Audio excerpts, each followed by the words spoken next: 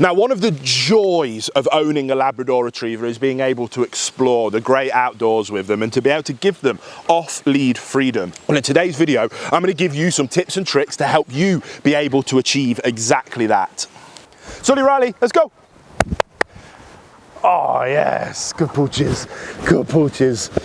So guys, when it comes to having your dogs off lead, there's a few different steps that you need to take. Now obviously they're a bigger picture here, but I want to kind of cruise through the basics to give you a fundamental foundation to build on, and then you can go and watch more detail over on my training channel afterwards. But when it comes to Labradors in particular, because they are so switched on, because they are so fun to work, let's go through step by step what it takes to have them off lead reliably.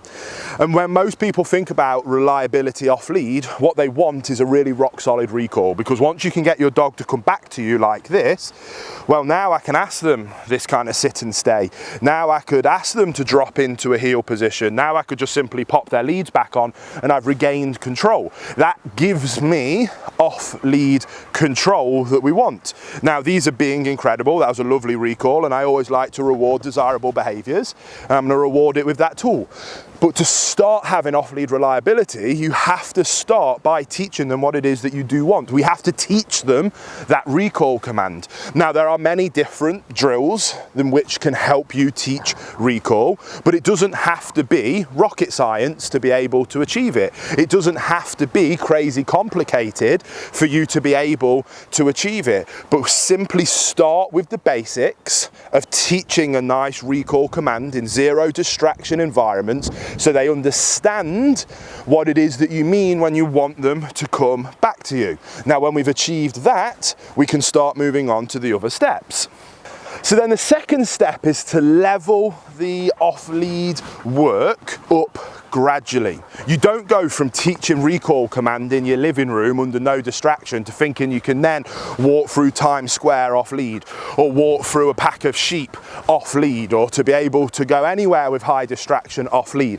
You build that up step by step. You need to have realistic expectations for you and your dogs, and understand that you must build that up slowly. And if you do build that up slowly, you're going to be setting you and your Labrador up for success, which is what we always want to be striving to achieve wherever possible.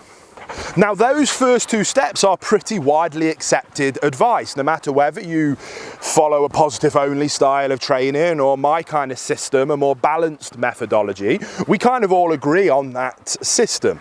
Now, this though is the problem why positive only training fails so many people and doesn't result in being able to have true off-lead freedom with your dogs and off-lead reliability, because we have to look at the third step, and that is understanding your dog's competing motivators. Now, that is a little bit of a fancy dog trainer term, but let me explain what that means.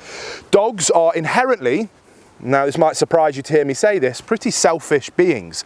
They want to pursue the thing that motivates them most. And every dog breed and every dog within that breed is motivated by different things to different levels. And the art of a true dog trainer, the art of a true canine expert, is being able to understand what things drive your dogs, and then being able to work with those things and be aware of the pitfalls. Now, when we're working with a positive only methodology and training, we have kind of our praise, we have our food, we might have our toys. That has a level of motivation to the dog. Now, for a dog like Riley, for example, toys that's in my back pocket, which is why she's so focused on me, is of very high motivation. Tennis balls for Uncle Sully are pretty much the highest motivation he can achieve. That drives them to really high levels. So if there's something else that's distracting the dog, I can bring their attention back to me because they're more motivated by my toys or tennis balls than they are the things around them, until we meet pheasants.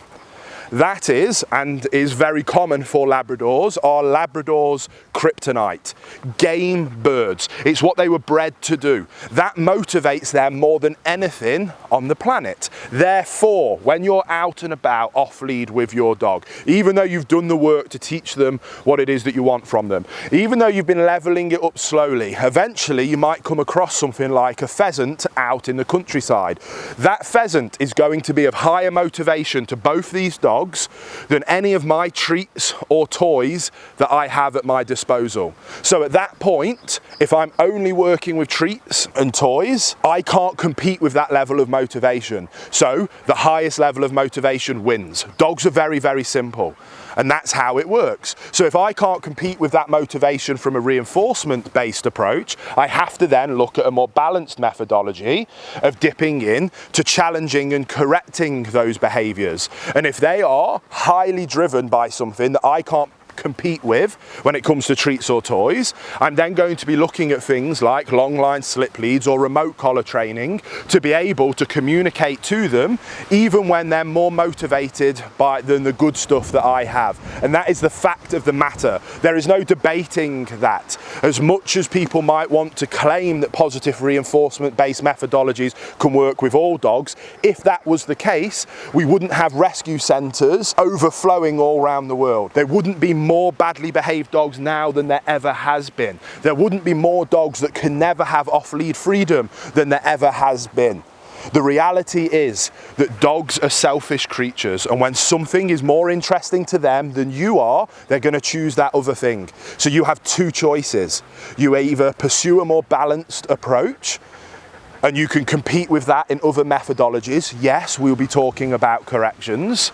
And then when they make good decisions and then come back to us, we go back to rewards, praise and reinforcement. Or you simply don't ever let them off in high distraction environments. They're the choices that you have at your disposal. These two have complete off-lead freedom no matter where we are and what's around us.